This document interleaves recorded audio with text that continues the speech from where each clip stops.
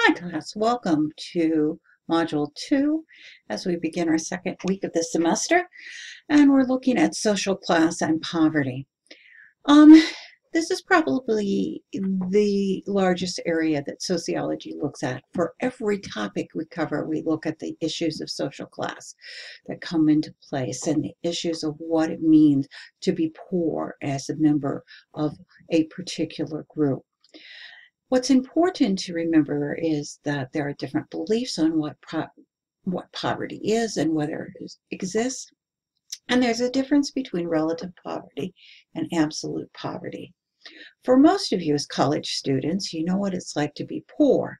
You don't have the money to do the things you want to do.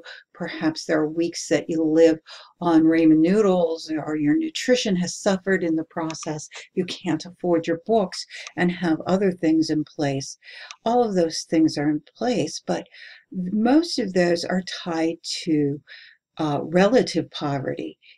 That's the difference from someone who can afford those things and what needs to be in place. Where absolute poverty is where you can't afford your housing and you can't afford your food on a regular basis. This chapter and this module and the work within it definitely explores that at that much deeper level. It's important to understand how powerful social status and poverty are in affecting who you are and who you become. So let's look at the PowerPoints on this chapter and see what we can come up with. Social stratification equals social inequality. And what we see is people are stratified based on primary characteristics. Those primary are here in the blue. Okay, age, race, ethnicity, gender, as well as those other things that stratify us without it, that work background or income or education. All of these become part of that social status. And stratification equals inequality, the differences between groups. Now, in the United States, about 1/5 of the top fifth of the economy, right here, here's their mean income, and that they own basically 51% of the dollars out there, more than 50% in the top fifth. Now, you're going to have a video that looks at this at a deeper level to see how wealth is actually divided in this country and where it's at. And I think it will be important for you to explore. But as we look at these lower fifths and we're looking at upper class, upper middle class, working class, and poverty here, we can see that there's a significant difference between the income of each of these groups. Now, wealth is defined as the value of assets owned by a household. That is the products you have in your home, whether you have the computer, what you have in place, what's there. The more stable within family and across generations are income, occupation, and education. So it really comes into play that if you were born in a middle-class family, most likely you will be in a middle-class family with the same type of occupations. We can see the stability over time. It's important as we explore it. We can use to secure wealth or produce wealth as part of that enhances one's life chances. So important things come into play as we look at the distribution of how someone gets to their particular social status. Now, in class, I ask for donations around the classroom. We gather it up and we divide it out based on the chart you just saw. So we get maybe $10 in the classroom. When we divide it out, and the first group gets $5 to go out and buy food for the classroom. We can see what they might buy for $5. Limited places on campus to buy, so go to the bookstore, go to the maybe the the eating area in rattan to see what they can come up with to bring back to the class. Then we look at the groups in that lower level, and we can see that it makes a difference what we bring home.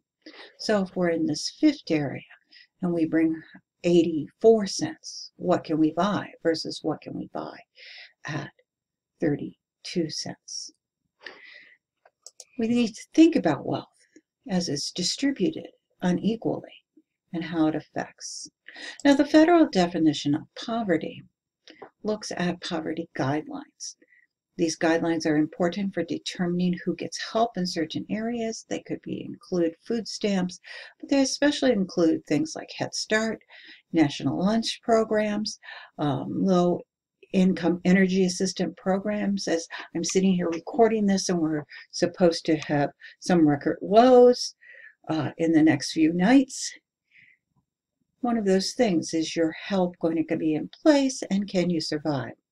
Now, poverty thresholds are defined by 3 times the cost of food in the economy food plan. So we look at that as a federal measure of poverty, and it's updated each year based on the amount of money coming into place and the current standards. So the federal guidelines for 2014 look like this. If we're in the mainland part of the United States, we have one level that comes into place as what is considered poverty guidelines, different for Alaska and Hawaii. Now, obviously, these are not current 2014, so let me show you the most current 2017. There should be new ones published. You'll notice they should be coming out by the end of the month. But we can see that it hasn't changed a whole lot in those 3 years.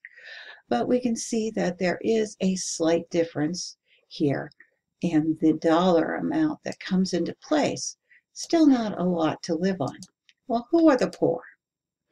Well, we know that people who are poor are more likely to be of racial or ethnic minorities. Now, let's talk about that a minute. Our book will clearly state that there are more whites in poverty. What we're looking at here are percentages, that people who are of racial and ethnic minorities, percentage-wise, are at a much higher level of being in poverty. Children are more likely to be in poverty. In the 1960s, we started a war on poverty, Lyndon Johnson, and that time period, and we've lost the war. Children in poverty have been going up. These are families more likely headed by single mothers because mothers earn less, women earn less than men, and they work less hours. So that's significant as we start seeing who's in poverty. And certain areas of the country are more likely to be in poverty than others. So let's look at that. Highest rates of poverty clearly out there as we start to look at those overall status are the South with Louisiana and Mississippi. We see the same for New Mexico. We can see the ethnic issues that are already rising up. And then the next levels are here as we look at the rest of the southern area and how it comes into place with those lower levels. There is a significant difference when we look at the characteristics of poverty versus men and women. Women are more likely to be in poverty than men, and that's pretty significant when we look at what's going on. And I'll move myself out of your picture right now. And as we look at this, we can see younger people are more likely to be in poverty, which makes a lot of sense. And we see the oldest are the least likely to be in poverty because we've put in government programs that help support that they've paid into and start receiving back by the age of 65. Well, actually 66 point something nowadays. So here's a different thought. Remember I told you that racial and ethnic minorities are more likely to be in poverty? And by percentage, and here we can see the percentage differences, even though number-wise, whites are more likely to be the people in poverty. Okay, so how do we look at this? We look at the functionalist perspective.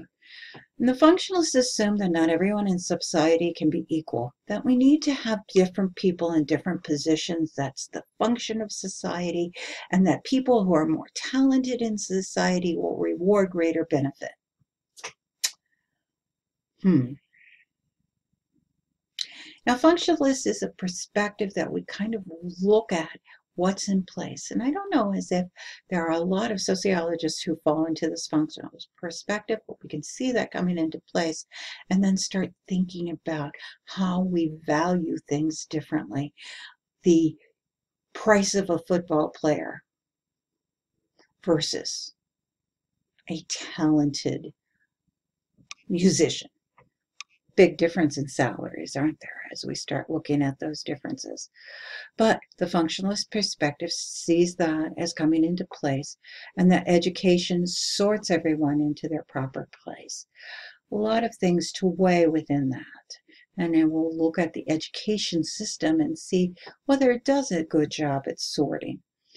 Conflict perspective looks at the inequality that is systematically created and maintained by those who have advantages over this system.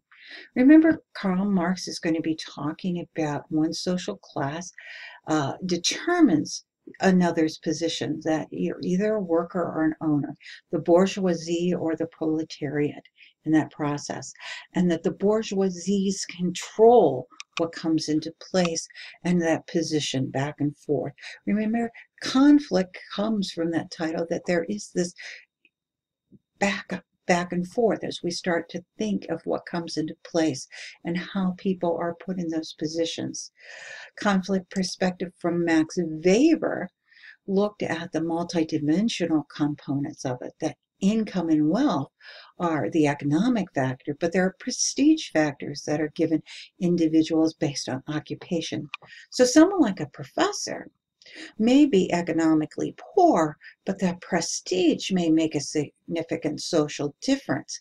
So professors, especially in places like California, can't afford to own homes. At the assistant level, they oftentimes even have to figure out housing for them because they can't afford to live in the communities they're in. But they have that prestige in place that comes into play.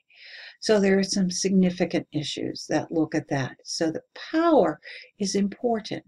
Now, C. Wright Mills, you've heard that name before as we've talked about the sociological imagination. He argues that the United States is ruled by the power elite, and that elite group is composed of business, political, and military, and that they have the power over individuals and groups to make decisions that may not always advantage others, but advantage themselves in the process.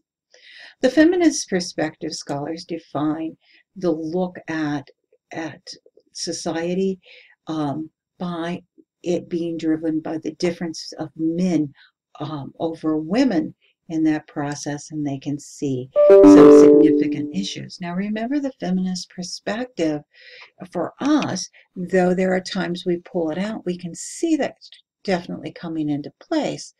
But at this point, we will focus on interactionist, conflict, and functional. The interactionist perspective draws us to how different the classes are through the communication of symbols. Think of the language differences that come into place, how we interact, even the way we dress, how we communicate, and what symbols produce this inequality. And there's a whole look at the culture of poverty and what comes into place. With that in mind, your assignments for this week, as we look at them, one is to watch this documentary on poverty in America by PBS. And especially to review this YouTube. This YouTube looks at wealth and inequality in the United States and what comes into place. I think you will see that it backs up what you've already read in the chapter, and you can see how different the process becomes. So what's the social problem here? We've looked at the sociology perspectives. What's the issue of poverty, and why is income and inequality a social problem as we start to look at it? Well, it's the consequences of poverty that are really important as we start to look at this. That being poor affects your health. You have limited access to medical care. The working poor are not eligible for government programs in the same manner.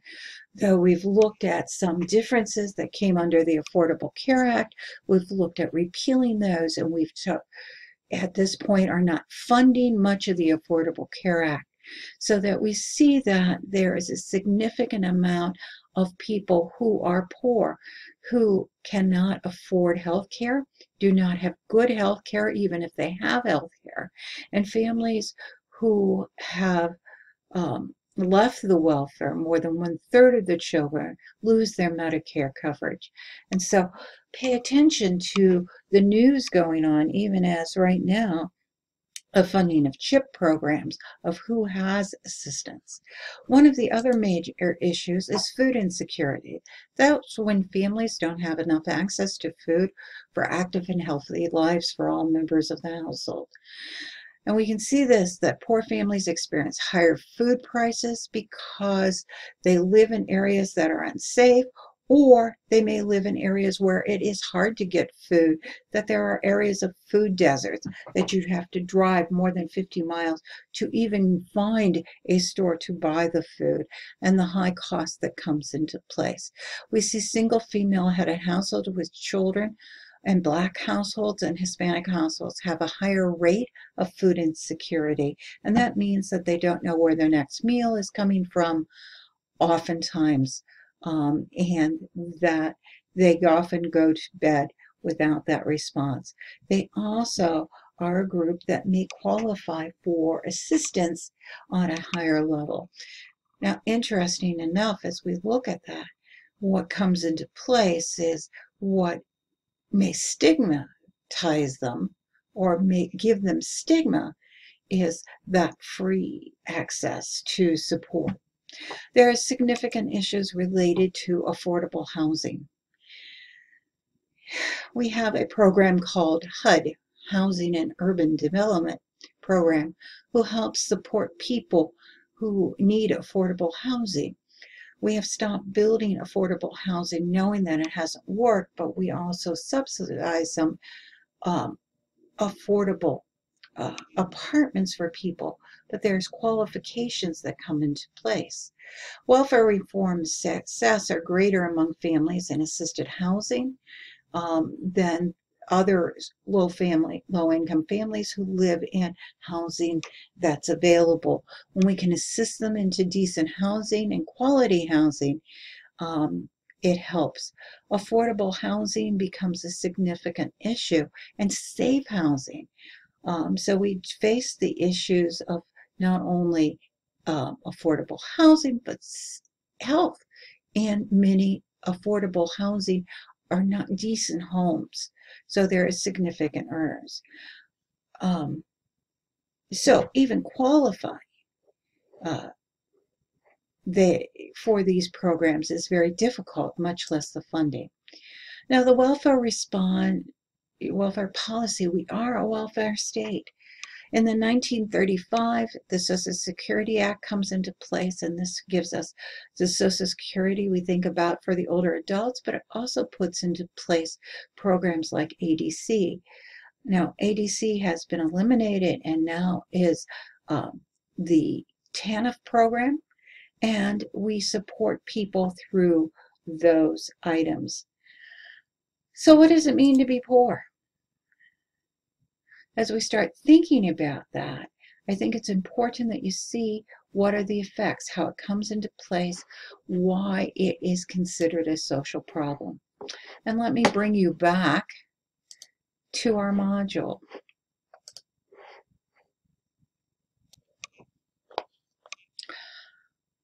The social status, what we eat, the houses we live in, the schools we go to, all of that is tied to where we will be in our future. So, Poverty in the United States is still considered very much a social problem as you start to explore it. So for your discussion board for this week, what do you think can be done to solve the social problem of poverty? Should there be no action as we need the poor? Is there always a way out of poverty?